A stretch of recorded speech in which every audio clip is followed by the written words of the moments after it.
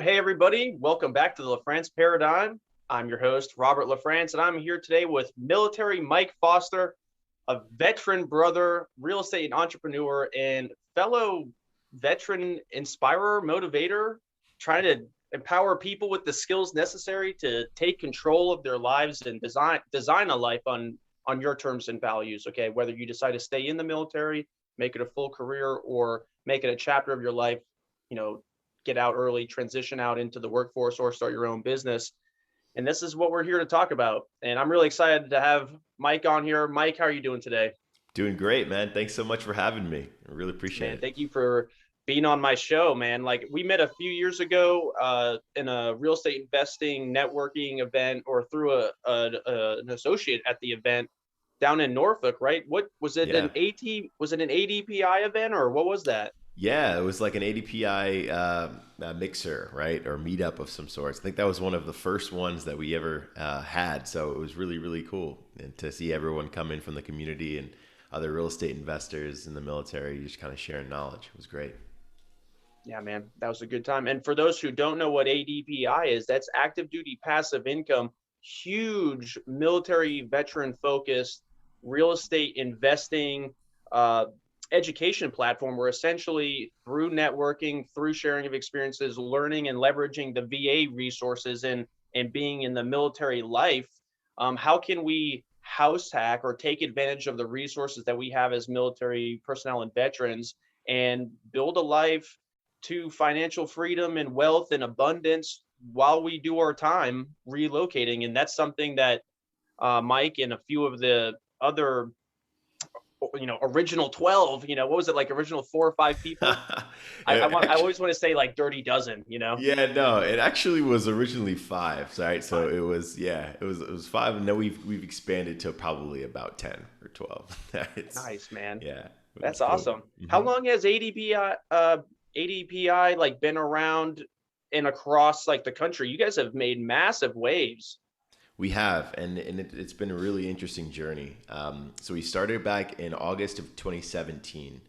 Myself and Markion actually started with us two, and another guy that was with us. He later on left, but yeah, I mean it's just kind of grown, and with the podcast, with our Facebook group, we've been able to really reach out, a really broad spectrum of people, and bringing everyone into the community. And since it's grown, man, it's pretty strong. It's nice.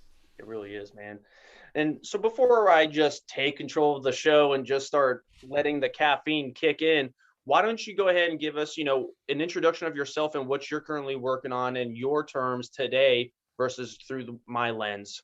Yeah, no worries. So, yeah, thanks again so much for having me. I did 6.5 years in the Navy, and you know, prior to that, I think I joined the service like many, of your listeners here probably did the same, trying to escape home, trying to go, have a life outside, maybe see the world.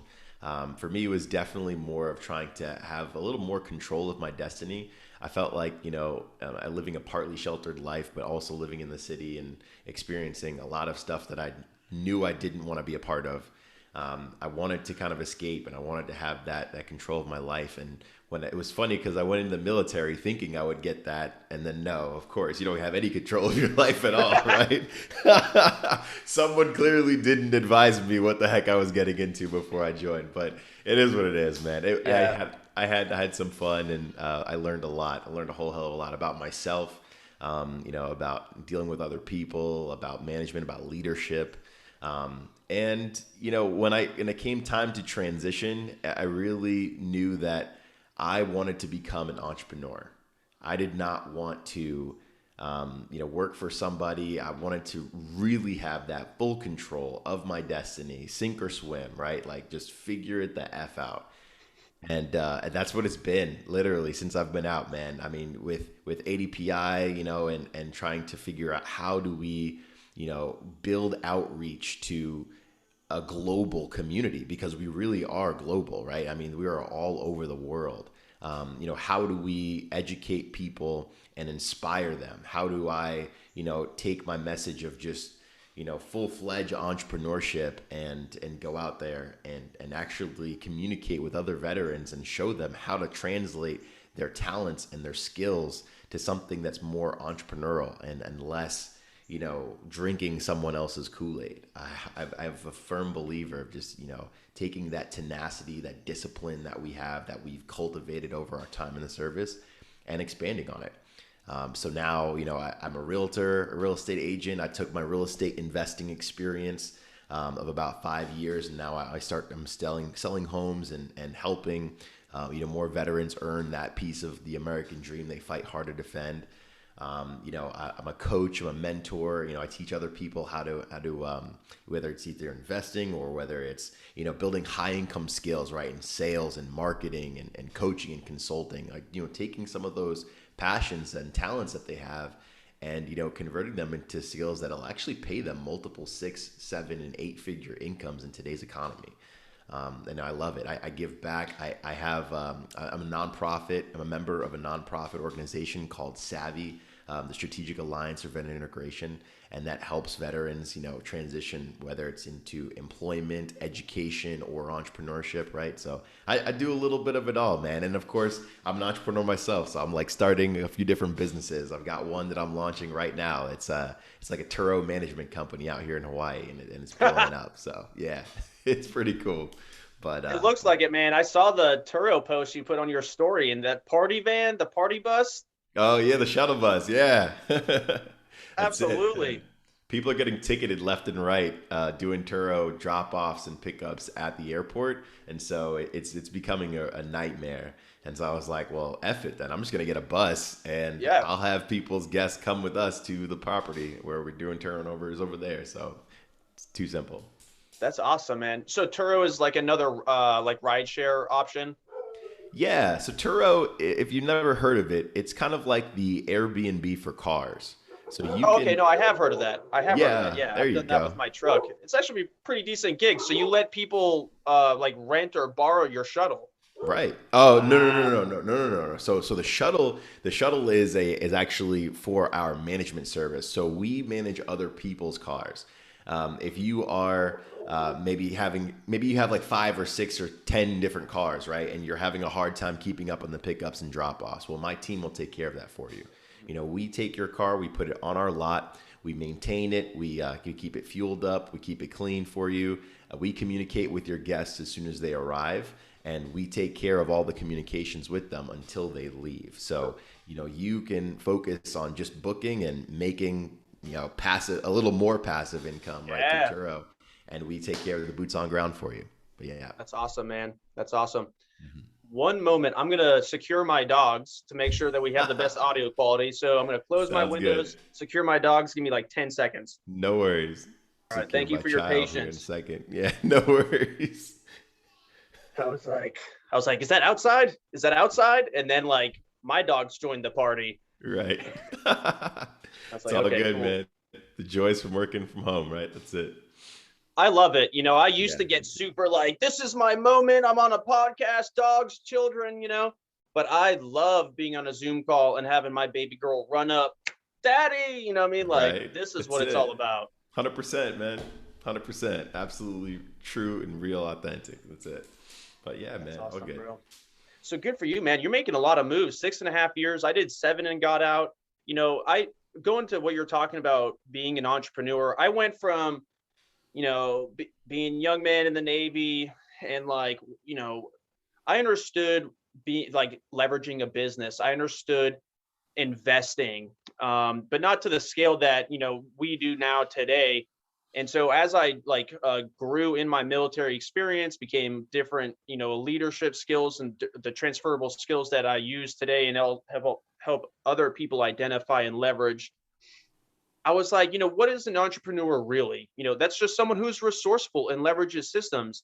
When you go online and everybody's labeled themselves as an entrepreneur, you can really identify who's like making moves in like a business sense and like what kind of direction they're moving in versus like someone who has like how am I trying to word this appropriately, not just like putting it up there for social media but actually doing it. Like there's a Yeah. difference being considered an American entrepreneur and a philanthropist versus like, yo, what's up, and I'm an entrepreneur. You know what I mean? Yep. It's like you're an entrepreneur when you have multiple businesses, or you're someone who can leverage, affiliates and systems to build your business and brand from a stream or multiple streams of income, so you can live a life on your terms and you can be involved as much as you want or as little as you want. There's even a new term like entrepreneur, where you're like independent or like a freelancer, and you're more hands-on in charge of your business, versus an entrepreneur where you're like, I bought the restaurant manages itself, I collect checks. um, so it really Interesting. depends on like what you're doing. But for me, there was like a growing period where I was like, man, what is an entrepreneur? I'm not sure if I want to be categorized as an entrepreneur, because the types of entrepreneurs I had been seeing around weren't really role models that I looked up to. And then as I kind of got more into real estate, learning how to leverage rental properties or other like how franchises work, then I was like, oh, okay, cool. Now I can definitely become a part of this. And now when you're essentially a tool man and you have a toolbox and you have all those different tools for all the different jobs in your toolbox, that's kind of when you're an entrepreneur. You're like, yeah, I got something for that. I got something for that. I've done that. I have experience in this area. These are the resources and things I've done to help me in this area. And this is how I apply all of them moving forward. They say that you need 7 streams of income to be like Yep. wealthy these days. So how are you going to do that? And it's funny because I was just thinking about this the other day. People have given me flack about like, oh, what are you doing now? Or like, what do you want to be when you grow up now? Even when I was transferring out, they're like, oh, what do you want to be today? As I'm doing my due diligence and looking up the different, demographics or success rates, or, anticipated growth in an industry, and narrowing my results down, I was looking at everything from being an elevator technician to a lingerie designer. I wanted, financial abundance. I wanted to be interested in what I was doing in, and, Hmm. just being around good people all the time. So, but through my process of elimination and how I wanted to live my life, I chose real estate and be getting my real estate license. And man, that's the challenge, bro. Like, good on you for liking and focusing on being a real estate agent, because that is a lot of work It versus is. buying and selling properties for a profit. Yeah, it totally is, man. It was a whole different world, stepping into it. I thought that, having real estate as a background, right, and investing, it would help me, which it did, but it's a different world because you're dealing with clients that are more emotional now. You're dealing with, all the different facets and intricacies of real estate and understanding, about all the different types of legal, how to take title, especially when you're dealing with divorce. Good God, man. I mean, it's tough, but it's cool. I mean, it's still pretty fun to me. It's just something new, and I love stepping into something new. I mean, kind of like you said, as being an entrepreneur, you have to be a jack of all trades. You have to be able to, take your experiences and mesh them and link them to so many different things. And I think that's the fun in it for me. I just enjoy doing new things, learning new things. And if it's something that I can take my talents and apply and be successful at it, I'm going to do it. Hmm. 100%. I'll take that system and I'll figure out how to let it manage its own self, and then, continue to feed it just, a little bits here and there as I move along. So, yeah. Yeah, I really love what you said about like helping military personnel like identify if becoming an entrepreneur would be a good decision for them versus drinking their own Kool-Aid. I think that's spot on, because Yeah. at least my experience in the workforce dealing with a lot of other divers, a lot of people had better ideas. It was like, why don't you just do it this way? Yeah. And I mean, diver or not, like a lot of people have like, oh, why don't we do it this way? And if you have that kind of perspective, or if you find yourself amongst a group of people where you're always kind of problem solving, there's leadership, you're trying to see which way might be the best way, you're already a naturally entrepreneur. You just got to build or implement the system in place for you to have That's those it. checks and balances, whether it's for buying right, or communication from top to bottom. And it's just really exciting things. And then what I really like seeing within the veteran workforce and the veteran entrepreneurs, man, like being in sales, being a real estate agent, you're talking, it's good to have a target audience, but you're also like targeting everybody. Like, who do you know that wants to buy or sell? Military communities, they're great. The VA loans, they're great to focus on, but also like you need to be filling your pipeline of business. And are they only military, or do you have like civilians in there as well? It's just up to you and how you run your business. Um, but in the veteran community, when you're like, hey, I have an idea, I have a project I'm working on, who has XYZ resources, there's just like a wave of people who are like, I'm interested. I'd like to support. I'd like to volunteer. I have XYZ resources. Have you looked at it this way? And so when you find yourself in the right group of people, starting something new or starting your next launch pad or chapter isn't as scary or isn't as challenging when you have a good group of people around you to do it. So you don't have to do it by yourself. And I feel like a lot of people, I can only speak for myself and the people that I've communicated with, but it's not uncommon for transitioning military people to feel alone after they get out. And that's kind of where my mission Sure. of helping veterans find camaraderie, a sense of purpose, and financial stability really came into play because not everybody wants to have the cars, the clothes, the wealthy lifestyle. Everybody wants to have choices. You'll hear people Fact. complain all day about wanting more choices, Yep. but then also like, how important it is to have a good group of people around you for your mental health. Are you guys feeding each other's minds? Are you making progress It's together? huge. And then Yeah. also having that sense of fulfillment so you can just always feel fulfilled and you don't have to worry about what's the point of living this life. I'm not even doing anything that matters to anybody. And it's all about keeping that focus and keeping the light ahead. Yep. 100%, man. That's so true. I like what you said when you're talking about the whole feeling of transitioning alone. And if it's okay, I'd like to kind of add something to that because that transition is very tough. And anyone listening to this that's going through one right now, it doesn't matter how much of a plan you have or you think you have.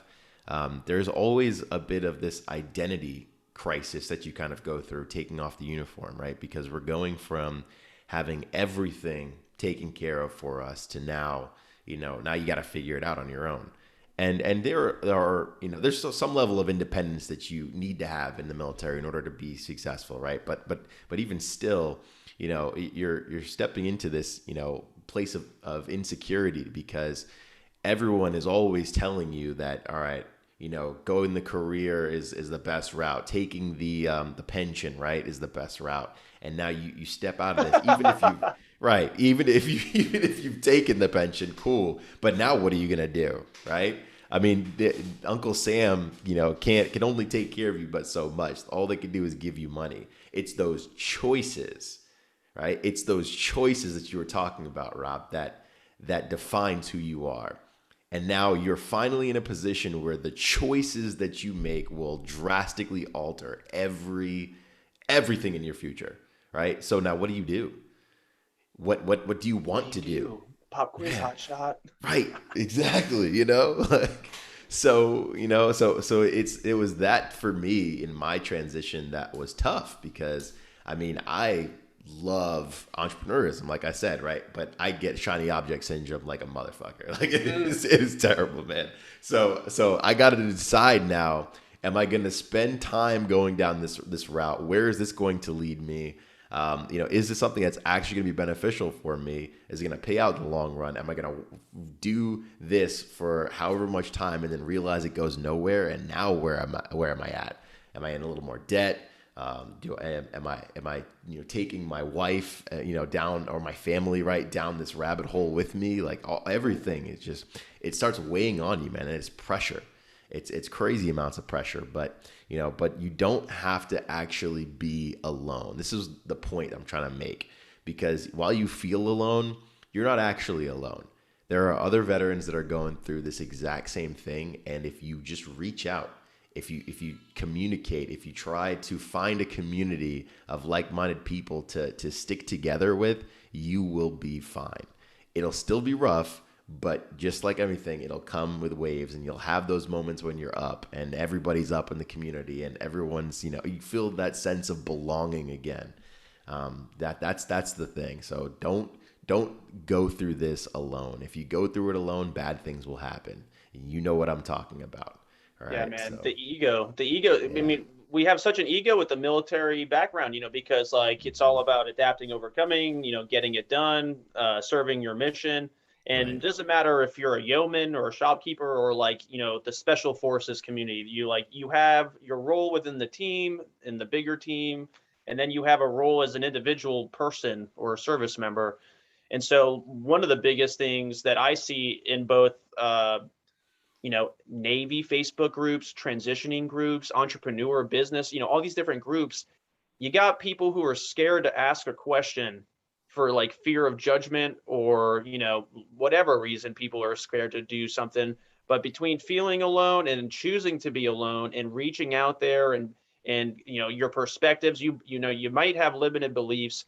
Majority of people join the service between the ages of 17 and like 26, if I remember correctly. Like, it's a Mm. young adult thing. People are leaving home, people are finding themselves, trying to find themselves, starting families, trying to understand what a family unit looks like. Right? And Yeah. then you're getting out in your mid 20s, and then you're figuring it out again as a civilian.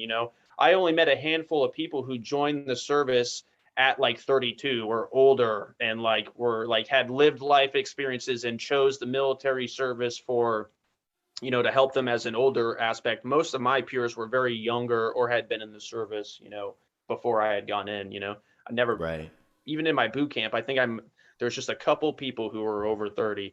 And um and I think that it's a great decision for whatever reason. If you do want to serve your country, if you are a patriot and you're like, this is me doing my time and my service, or if you're trying to leverage it to get some free travel, get some benefits, do some awesome experience stuff, and then get a college education, whatever it is that they marketed to your interest, it's all a great decision. I think you're going to become a great person. You're going to learn a ton of skills. You're going to be you'll be able to be a contributing member to society after you get out.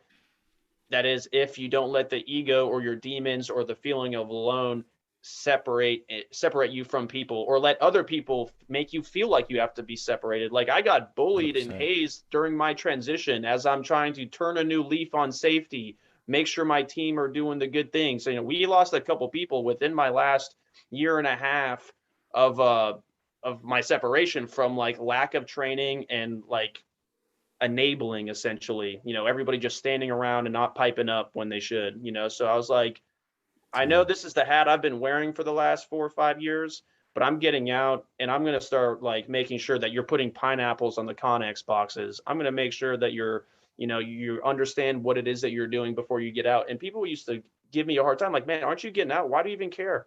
I'm like, man, that's exactly why I care. I'm getting Yeah. out, man. Right. Homie just died from a diving training a training accident in Aberdeen, and the whole team was standing there, and leadership said one thing, and the Mm. team did the other. I know there was controversy. I know there was conversation, but the fact that the results still what they were, and you got 15 grown men, new sailors, experienced sailors, Jeez. egos are in place. Like, yo, put the pineapple on. Mm-hmm. The pineapple can turn into not switching out cold water regulators when you're supposed to be diving cold water regulators, and someone's telling you, oh, you're a deep sea diver, just get it done.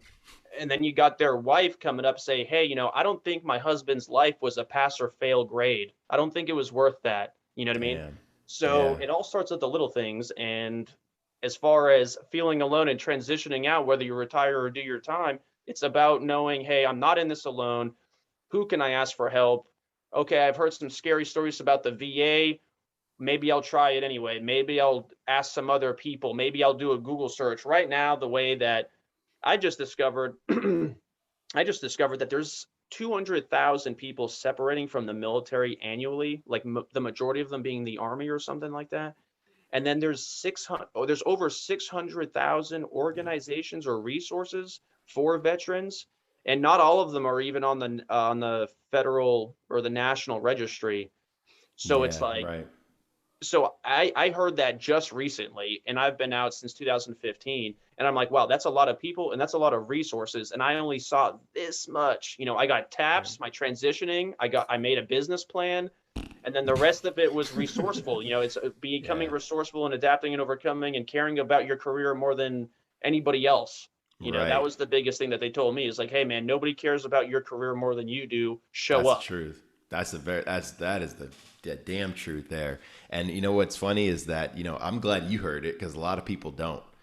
A lot of people, they have to figure that out. And it's like, that feeling of getting slapped in the face. It's like, wait, I've given so much of my time, my energy, my blood, my sweat, my tears to this organization, and no one gives a damn about me now that I'm getting ready to leave. What Mm. the hell? Right? Or you get abused and you get bullied, like you said, right, on your transition out, and everyone's just trying to squeeze as much as they can out of you until until you're done. And it's like, what the heck, man?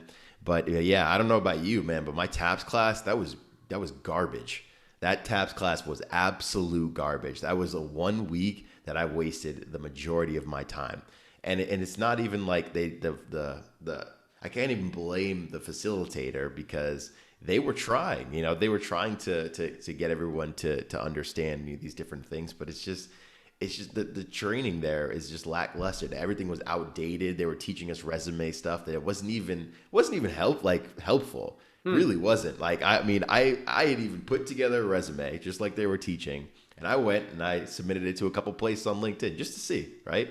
I didn't get anything back. Hmm. No, because it's more than just that resume. Things are evolving now, like in the workforce, and it's tough because the military doesn't keep up to date a lot at all. So Hmm. it's really really tough. But anyway, When yeah, did you're when absolutely did you right. separate again? 2018. 18. Okay. And where did you Yep, separate out of?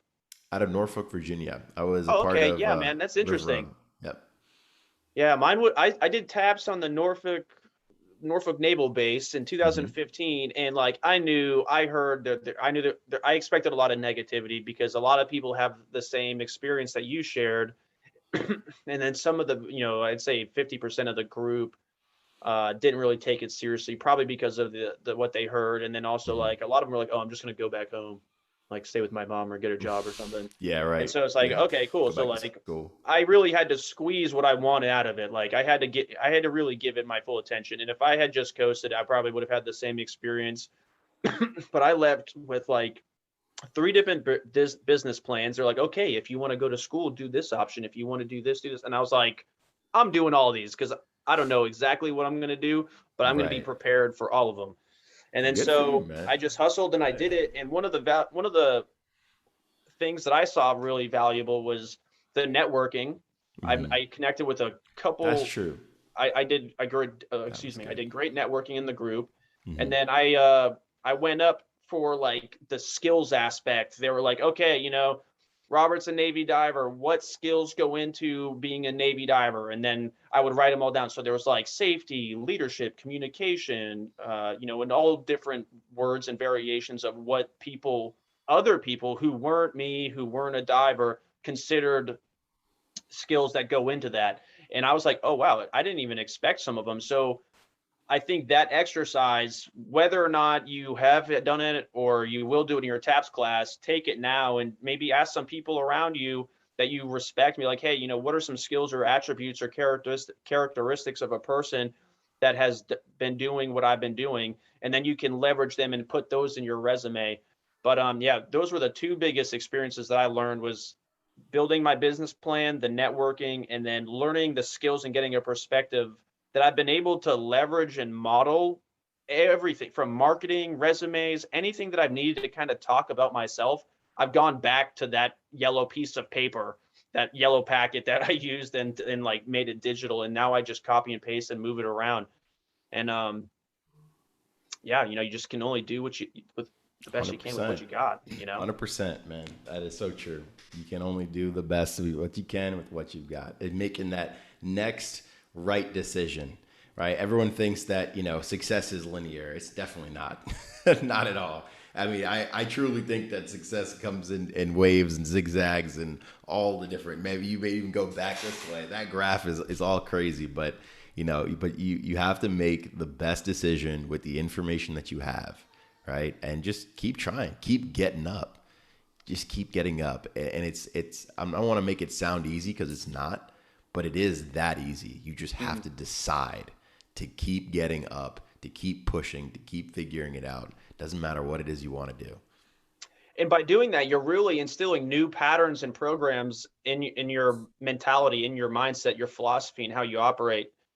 One of the things that I'm learning right now, I'm listening to an audiobook called Becoming Supernatural by Dr. Joe Dispenza.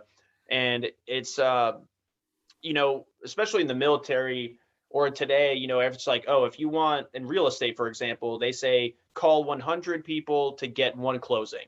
And so that's very like results or task related productivity results. That's like able to be monitored here in this three-dimensional space. You know, to get from point A to B, you need to walk by a certain space, and that's predictable. That's using, you're able to predict the results you're getting by, for example, making 100 phone calls to getting one closing. But this book is kind of talking about how living and operating at an elevated emotion like love, compassion, gratitude, and being in this creative space is going to reprogram your mind, or reprogram you for it's going to reprogram you to live in a uh, optimistic and like faithful manner, trusting in the universe. And by operating it, now get ready, buckle up, Mike. By operating at this higher frequency, you're going to be tuning into the universe, and then this higher frequency version of yourself, this better version of, you know, oh, I want to be a millionaire, or I just want to see more of my family. This version of you is also like looking for you, and you'll match that frequency, and like the universe will provide, or God will provide that stuff.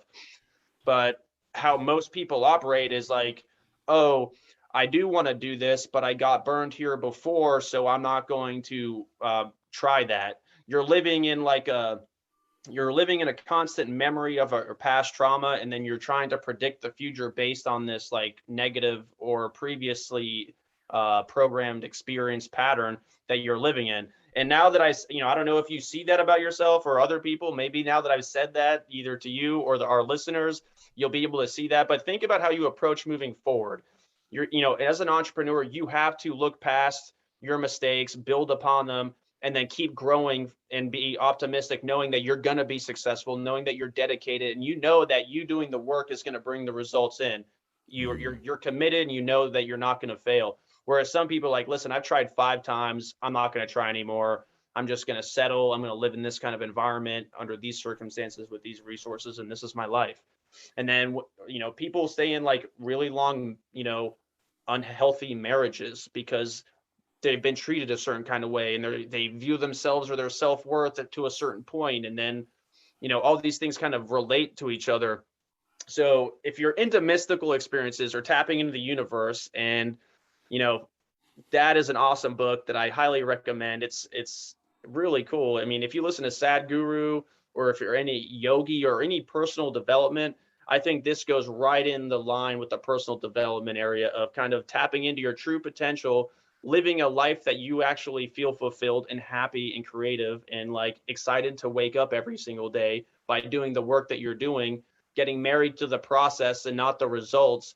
You're going to be able to live a happy, healthier, fulfilled life in which you're going to have a whole bunch of abundance around you looking for you. It's pretty crazy. I love that. I love that. That's awesome. No, Let's man, smoke that's another one, bro. That's awesome, though. No, I love it. I love it, especially the part where you're talking about making those decisions. Right? It's so true. Those decisions really do affect you long term. So it's good. It's good stuff. Yeah. I look at Nicole every day. I'm like, do you realize where we were a year ago? Mm-hmm. Like Yeah.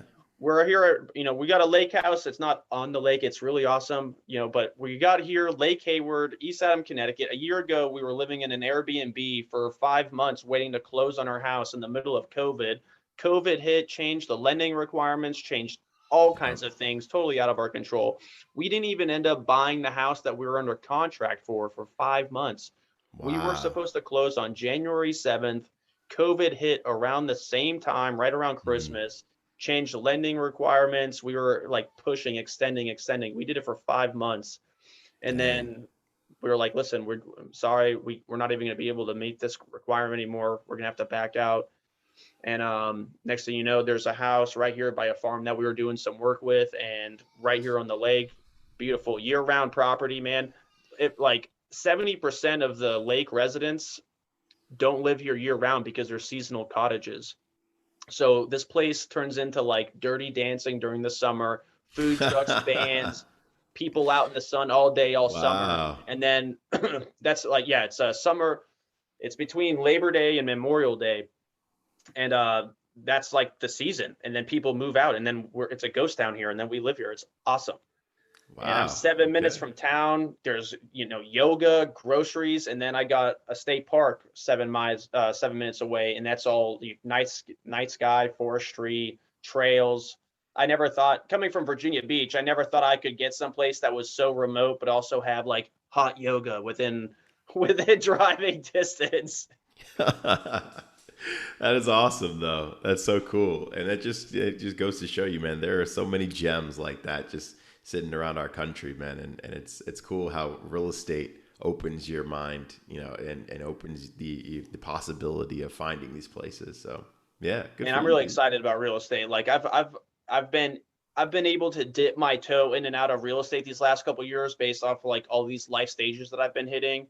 I'm getting ready to sell one of my rentals right now up in Newport News, but uh, talking about how real estate gives you that opportunity to look at things different, not just from a business or financial aspect that we're going to go into here shortly, but me and my buddy were looking at hotels in Miami, and he's like, "Bro, check out this. It's right there in Little Havana." And I do a Google map, and I'm like, and I'm in Connecticut, and I'm like, "Bro, where are the trees?" He's like, "What do you mean? There's Where are the trees all over the trees? place." I said, "Man, you got decorative trees by corners in these landscaping on hotels. There's no trees. Nah, You man. zoom out on Google Map, you just see building top." All city, baby. Yeah. Yeah. Miami. Love it. Oh man, I can't wait to go back. But I'm like, yo, where the trees at? It's far from Connecticut, man. It's far from Yeah. Connecticut for sure. That's awesome, man. So let's jump into like I want to talk about your real estate and your business and what you got going on. My first question is, if you look back on the last 12 months of your business, what were the biggest needle movers, and what made the biggest impact? That's a great question. I would say the biggest impact for me was COVID, and it was this period of time when everything was kind of all stopped, right? That people were at home, most people were licking their wounds or trying to, stay cloistered up, and we were right for a bit of it because we did have my first child. And Congrats again, by the way, if I didn't say it my only before. child. Thank you, appreciate it, appreciate it, man. But anyway, during that time, I really started looking in, within myself and trying to figure out, okay, I'm at a place now where I never thought I'd be. I've already seen some progress in my life, business wise, but I'm not where I want to be. I'm not feeling that level of success yet, and the only thing that's going to get me to this point now, because I've gotten to this point. I've gotten myself to this point. I need to hit that next level of success, but I need to tap into knowledge and things that I don't know, right? Because I can only get myself but so far. So it was really investing in myself. It was taking coaching seriously and finding mentorship that could help me, tap into those next levels. I learned marketing, during 2020. I learned sales in a very, very real and different way. I learned copywriting. I learned how to create sales from just the written word. I learned about coaching. I followed so many different mentors. I invested in these different coaching programs, and I really took them seriously. And I came out a completely different person on the back end of it, completely different, night and day. And I think the biggest shift there was now taking all the things that I was doing and moving from like a grunge, figure it out, mom and pop, just kind of like, entrepreneur, right? Like label entrepreneur, like you were talking about, and actually making everything more professional, right? Being an entrepreneur that people look up to, having my shit together, man, and coming correct, and realizing that some of the most successful businesses out there look sharp. You got to look and you got to be sharp. All the things like focusing on those innate skills that would make me stand out from everywhere else. That was really the biggest turning point, I think, for me and my business. And once I put all those dots together, it made starting things and doing things a lot cleaner, a lot easier, and feel a lot better, right? So I think that would be it for me. That's awesome, man. I am I was always taught the same thing. Like, get your credit cards, do the training, go to the workshops, get the mentor, do it. You'll never regret it. The more you dig into personal development, especially in sales, like, you know, all business is conversation.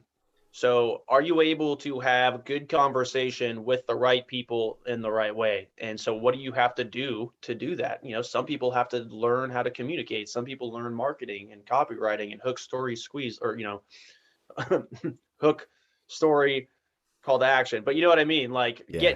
getting that whole thing set up, and then you're able to converse differently and build different networks.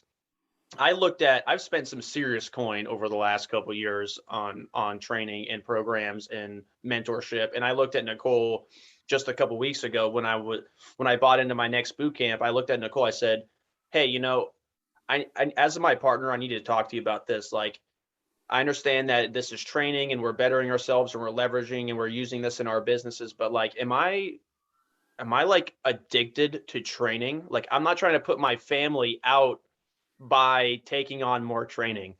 Like some people have gambling habits. Some people, go, shop their emotions. I'm over here like, yo, I just dropped 10 grand on a coaching program. Is this a good decision? Cause like we're leveling up, we're Yep. leveling up. We're going these Leveling different up. places, Hmm. and it's just a part of it. And I hear the people at the workshops in the back of my head, like, no, buy the books. You're good. Like, you're gonna reap the rewards, and I'm actually participating in a boot camp at the end of this month for multifamilies. So by the end of this boot camp, we're going to have either a 3 to 5 unit multifamily under our belt. I asked him, I was like, hey, how, the people who do the work, about how long does it take for someone to close a deal after ending your program? And they're like, bro, you're going to have a deal within 90 days if you do what you're supposed to be doing. So right now I'm building relationships and contacting agents all over the country who are in the multifamilies, but I'm leveling up and stepping up into larger apartment buildings. I don't want to go below 3 doors ever again. I'm selling my singles. I think I might keep my one single family in Norfolk, my first home purchase. It's perfectly located. We got family down there too, but I just want to be getting these cash flowing assets moving forward. For You know, sure. your boy Grant Cardone, I've seen him multiple occasions, and he's Of all, course, man. cash is trash, cash flow is king. Omnipresent. Yep.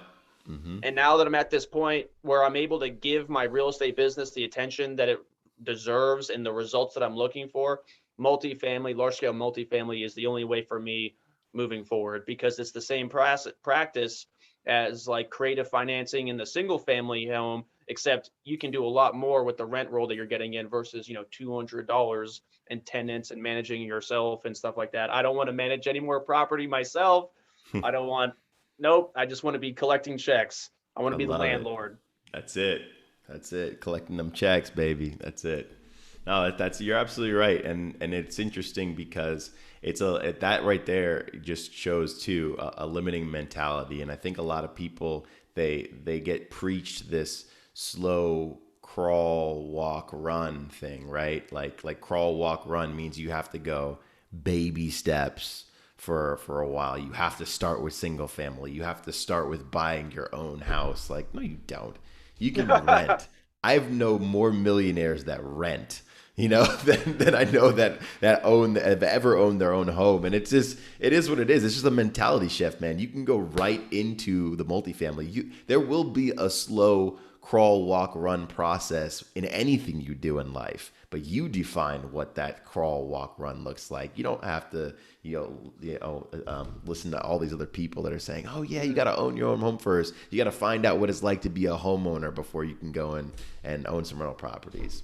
That's BS, man. You need to surround yourself with the right people, the people that are on the path that you're going to, and you need to listen to them. They'll give you some solid advice. Yes, sir. Yes, Yep, sir. Get me excited, that's Military it. Mike. That is it, man. Cool, man. What next question. What small daily or weekly habits do you implement or add to your business for success? That is a really good question. And that's a question I'm asking myself that same thing. So I'll get back to you when I can answer for myself. Yeah, No, perfect. Oh, yeah, no, that's something. no, That's that's something real, that you kind of man. ask yourself like Yeah, periodically, quarterly, like you're reflecting, what am I doing? And plus, as you 100%. grow, those habits change. My habits went from super micromanaged schedule, waking up at 4 a.m., meditation, exercise, meeting, business blitz, like super time blocked. And then as time has shifted, bro, I am It's not, changed. I wake Yeah. up to appointments. My day is my own. I feel like I'm doing more work on myself, mind, body, and spirit versus like work and business, because everything that I'm working towards, everything that I've been building and continue to build my empire for is so I can be in this present moment with myself, with my family, with the people who are important to me, doing and making new life experiences, traveling, being there for my daughter in her homework or going to her recitals, and never having to miss or have to jump for somebody else that does not complete me. Exactly. Yeah, So 100%. I would, just to piggyback off that, right? Because yeah, there are so many things changing in my life where like no one day is identical to the next for me. And I would say if there's anything that is a habit that I would say, something that's habitual that I constantly do that has attributed directly to the success that I've seen in life is asking the question, how can this work? mm, I learned that when I read Rich Dad Poor Dad, right? Robert mhm. Kiyosaki's Purple Bible. And that one I like that. question, yeah, that one question has truly changed my entire life. Is just how can this work? And trying to see, lens through, creativity and problem solving on a much, deeper level. Because, most people they hit a problem and they just say, okay, like, well, this is not gonna work. I gotta find something else. And it's like, no, like how can this work? Even looking at real estate and figuring out, okay, this is a giant purchase price. They are asking 13 million for this asset here. I don't think it's worth 13 million, but if it was, let's just say it was, right? How could we make this work? What could we do to maybe, make this asset a little more efficient, reduce the expenses, increase the income flows, and maybe even reposition it to something that's worth a lot more. Maybe it's worth 13 million right now as a class C asset. What would it be worth as a class B or a class A asset, Mm. right? Like, how can we really change this? What is that going to cost? What's the team that we have to put in place, right? Just asking yourself those questions really opens the door to opportunity and possibility, and it gets you excited. It really does. It puts a level of excitement in your life. And so, that would be the one habitual thing that I can absolutely say has attributed to my success. And then maybe another thing, and this is more, for those spiritual, right? Because I know you can appreciate this, but it's like that feeling of God, right? Centering me. He really has helped me out tremendously in my life. And so going back to him and saying, okay, like I know that I I know that I am probably not. I know I'm meant to get to this, right? Because I know internally that that's me. But if you were to look at the military Mike from the outside, you'd be like, no, I would never see that guy becoming a billionaire someday. I'm gonna get there, 100%. I'm gonna get there. Why? Because I've got that mustard seed faith, Yep. that little mustard seed faith, because you don't have to have I don't have to have it all figured out. I don't have to have everything all laid out for me. I can figure it out. Right? I have that creativity, I have that tenacity inside me. God has blessed me with some skills and some awesome people that he's put in my life to help me get there. I'm going to get there, guys, guaranteed. Absolutely. Yeah, I was a little Guaranteed. surprised when I heard you say that people, someone would think that. I'd be like, nope, not the person I've ever known, you Oh know? yeah, well there it Yeah, is, man. man, I good for appreciate you, it. dude. I look forward to seeing your success and being part of it anyway, just being part of it, doing this podcast and vice versa. I know we're going to be doing deals together. I'm really 100%, excited man. to share what I learn and the results and the resources that we build in the next 90 days. I'm so excited because I feel it too. You're talking Thanks. about having that faith feeling and grace and the power within. Like, I have seen it, I have felt the success, I have felt the rewards of my work. And so Amen, I brother. just know that between now and me doing the work, the process in between, it's going to happen. Hmm. So 100%, got to do dude. the I work. see it too, brother. You got it. You're on the right path for damn sure. Oh, Sick. dude, thanks. Also, as we're talking about habits, what you do, have you made any mistakes in the last year? What Oh are my some big God. mistakes that you've Whew. made that you might want to warn some other people to avoid?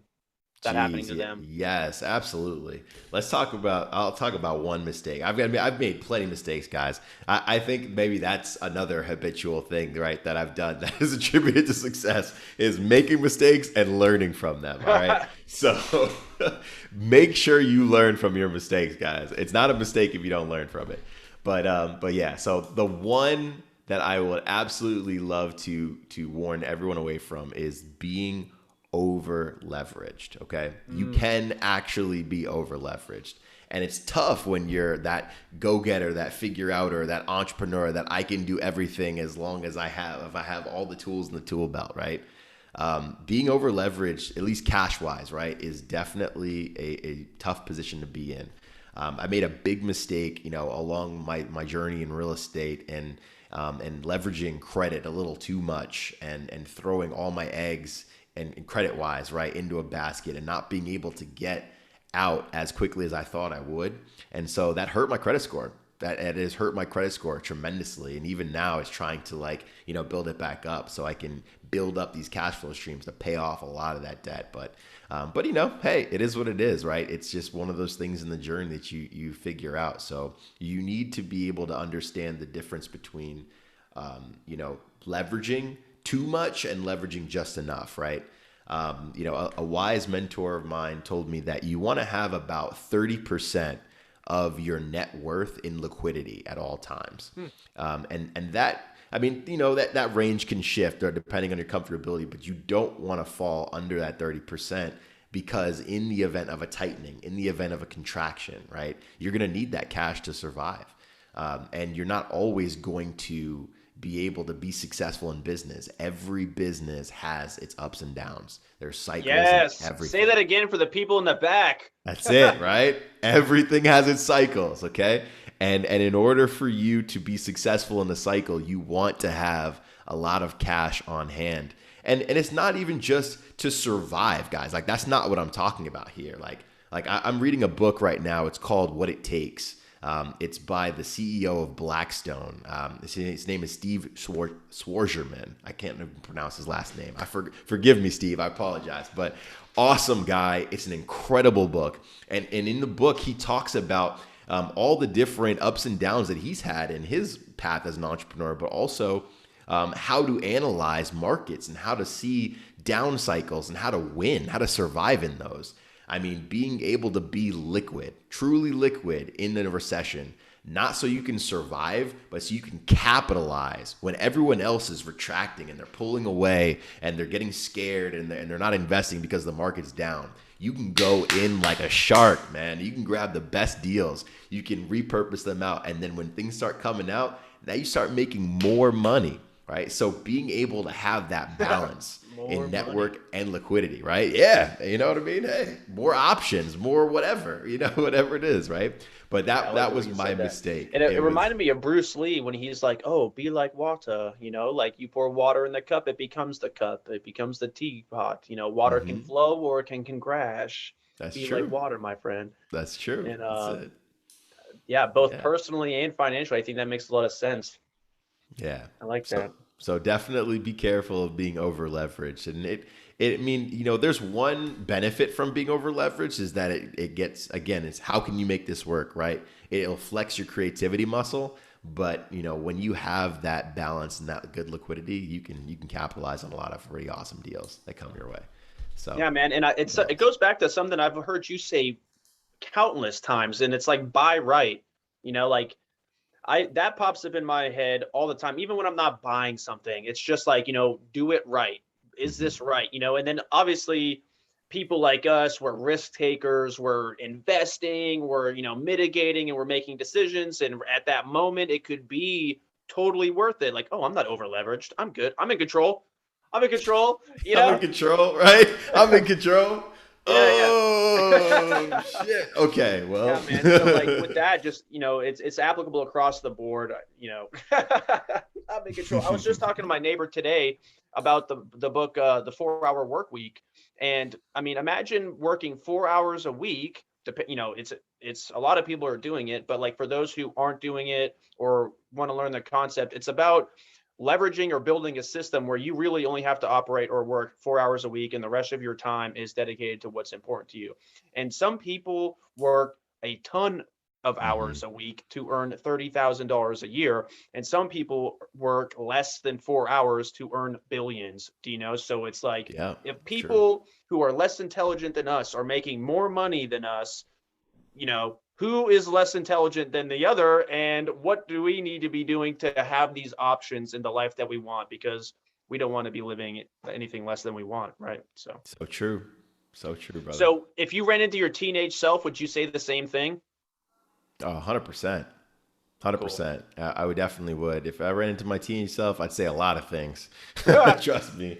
But yeah, no, for sure. I would tell them to just be tenacious, Stay in man. school Just stay in as long as you school. can. No. Get out of school. F school, No. man. Make it happen. No, no, I'm I'm kidding. talking to my neighbor right now. He's like 16 years old. He just knows that he wants to make a lot of money. I'm like, okay, have you Googled how to make $1 million yet? He's like, no. And I'm like, okay, we'll get, let me know when you Well, get there. let me know But when there's you get people there. 17 years old investing in United States real estate. There are Oh, people yeah. 17 years old drop shipping, like, Dude, I was in I was in Waikiki the other day. There's a 17-year-old putting a cash offer on a freaking condo out there, working for Google, and is like, yeah, I mean, I could rent this thing, or I can buy it. I can renovate it up a little bit, refinance it, and then put it out on a rental, and then just live in the spare bedroom. I'm like, dude, I'm like, dude, who 17. taught you this? 17. Come on, man. I know. And Wild. it's great to see people like you and I out here, like whether it's from military service members or fathers, but like the knowledge industry, the information industry is becoming a huge thing. By 2025, it's supposed to be a huge amount of $1 billion. It's been recognized in Forbes. And not only is it a good opportunity to capitalize on if you are an expert in your field and you can build a business off of sharing your knowledge and expertise, but it really shows that there is a huge desire for mentorship and education in like identity based off of the amount of people who are coming out here and trying to share their knowledge and expertise to help the next generation, future Mhm. generations around. So I think it's a huge shift. The internet has been a great thing. Yeah, for damn sure, man. You're absolutely right. All right, cool. Well, so I know that's all that I have for today as far as my questions. I know you're working on a huge project. I would love to hear more about the huge project and how we can help support you and in your endeavors. Oh, dude, thanks, man. Yeah, it's interesting. Going back to the whole veteran piece. You were talking about 200,000 veterans transitioning every year. Yeah, that's a real stat. And what's tough is that again, there's no focus on that mission. There's no focus on helping them understand that a transition is an eventuality, whether it's happening in a year, whether it's happening 10, 20 years from now. At some point, you're going to get out. What are you going to do? Mm, And so I've kind of partnered with Savvy, my that nonprofit I told you about, in this operation because I want to plant more seeds of prosperity into the minds of our service members while they're deployed. I think deployment is really the biggest place that you can capture someone's mind and help change them, help them, develop those muscles. Because when you're on deployment, you're lonely, right? I mean, I don't have to tell you guys, you get it, right? When you're lonely in deployment, you're so far away from home, and your only connection to home is a freaking cell phone, right? If you have service, and mm. you're looking at Facebook or Instagram, you're seeing everyone living their best lives, and you're just like, F, man, I go on watch in 1 hour, and I gotta stand all freaking night. Like that shit sucks. So it just gets so depressing. And to fight that depression, for me, it was self-development. For me, it was, looking in and realizing, okay, there are some things I can change, right? Like I can, instead of watching Netflix, instead of going out and binge drinking or just wasting my time just so I can start the next day over and go through this vicious cycle of like, hating my command, hating the leadership, dealing with all the BS in the military, and just waiting for something bad to happen so I can either off myself or go off on somebody. Like it's not healthy. Do something to change that habit. And so I've put together this operation. I call it Operation Abundance. And we're sending care packages, not with candy, but with educational resources, content that will, help fulfill people spiritually, mentally, physically, right? Financially, it doesn't matter, right? But we're borrowing content from all these different influencers that want to give, that have a message to share, that have something of value to add, and we're sending it out. We're sending it out to these deployed forces. Grant Cardone actually donated 10,000 of his 10x rule books Wow. to this cause. So I'm excited about that because one of those books will go into it, right? We're going to give our ADPI book, right? The military house hacking book. We're putting that in there. There are so many other resources that people are coming to me now and giving, but it's huge. But the only way we can get these packages out is by the charitable donations of others, because it costs a lot to send these boxes. I would love to thank you again so much for giving me the opportunity here. If you feel called to give to this mission, operationabundance.org/give. $25 can send one box out, and it'll help.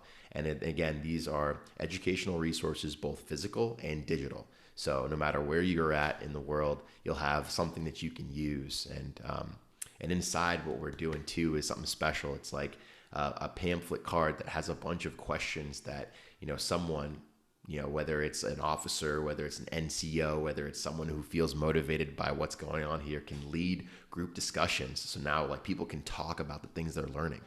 And they can, yeah, absolutely. So you can talk about the things that you're learning. You can talk about, the growth potential you have, and maybe it's a business you want to start. Maybe it's something you want to study. You just focused questions on growth and development, so you can actually build communities of people that are focused on, on growing together and growing stronger, right? And focusing on that secondary mission that we have, which is the eventual transition and what you're going to do to better yourself on that side of it. So I'm excited. That's a about great this. idea, man. I watched so many Sons of Anarchy episodes when I was on deployment. Like, I watched so much, because liberty was restricted on my deployment. Like, some people get liberty, some people get zero liberty.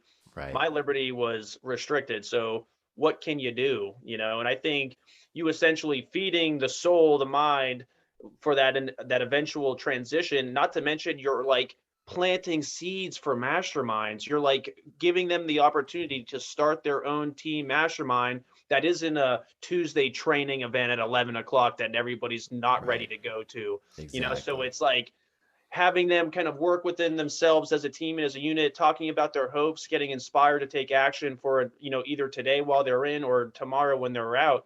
Because when I was on deployment, I was counting down. I had just over a year. I gave up my perform to serve, or whatever that quota was during my time in. Like, you had a number, and if you wanted to re-enlist, you had to tell them, or else they were going to give your slot away. And I Oh was like, I'm yeah. giving up. It Right. was the perform to serve, and I was The like, I'm giving it obelisk or up. something. Yeah. Take it. I don't want it. I'm making the commitment now. And then, next year, I found out that I was going to be a dad, and then my whole life changed. And I'm so glad. A lot of people would have stayed in. A lot of people would have stayed in. I'm having a baby now. I need to stay in and just give everything up and change it. A handful of people told me to do that, and I was like, nope, I can do it all on my own, and Good for we can you. do it all on our own. And then it just went from there. So I'm really happy with, even though I had some really challenging times after my transition, I would do it all over again. I wouldn't change anything about it. And I'm super excited to have you here on the show, Military Mike Foster. I'm going to add your links and everything down below where people will be able to follow you, contact with you, communicate with you, and then also support your abundance project with the link. Thanks, I'm man. super excited. I'm Appreciate it. definitely going to donate that, or contribute cash to that, and I'll see if I can like make an ebook, because I got like 20 questions veterans would tell themselves. I put together something like that. I'll convert my YouTube video into Awesome. some quick ebook for them, That's cool, man. whatever. Yeah. But Appreciate that. That'd be awesome. yeah. What's that? I said that would be awesome, man. Thank you. Yeah, appreciate it. Yeah, no problem, man. Anything. Yeah. It's cool. So Let's let's do go. this again soon. Let's do this in like 4 months after I get my 3 to 5 unit. Let's talk about the boot camp and what we're doing and how we can go in, because this book right here, How to Be a Quick Turn Real Estate Entrepreneur in Any Economy by Ron LeGrand. This has been my real estate field guide. Love it. The Purple Bible from Mr. Kiyosaki, getting the why and how you deserve more. If you are in real estate, this is the like least intimidating book and most digestible book for you to leverage your creative financing or learning your different options or avenues for your acquisitions. The guy Marco Kozlowski's, that when I first read about him, was in this book. He's the gentleman who's hosting the boot camp, and now that I've like connected the dots through the training, I'm like, oh, this guy that I'm doing the boot camp with in August is the same dude who got a $4 million property for $100 subject to, and then sold it all to Ooh, auction. Yeah. damn. Oh yeah. Running. Yeah. So we'll catch up with that. But all right, I'm gonna sign off here. Mike, do you have anything to add, man? I got nothing else, man. Thank you again so much. This was awesome, man, and appreciate it. And looking forward to doing it again.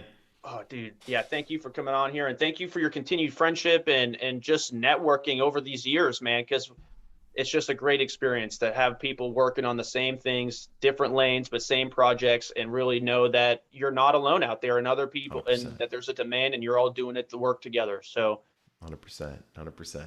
awesome. They Awesome, say man. this is Robert LaFrance, and they say that courage is contagious and the rising tide lifts all ships. So help us, help you, help your friends. All right. Thank you so much. Take care. Awesome, man. That's cool. I like that ending. That was dope. Yeah, thanks. Appreciate that. Hey, Robert here with the outro. Thank you so much for watching or listening to today's video. If you got any value out of what you heard or saw today, please drop it in the comments below so the next viewer and listener can come in and learn exactly what you learned, and we can use this as a living document where we learn and share the strategies that are impacting our lives. If you want to see more of these videos, make sure you hit the subscribe button and the bell icon so you never miss a beat and you're always notified. Thank you so much for your support. I look forward to sharing more of my story and hearing yours. They say that the rising tide lifts all ships and courage is contagious. So help me, help you, help your friends. Take care.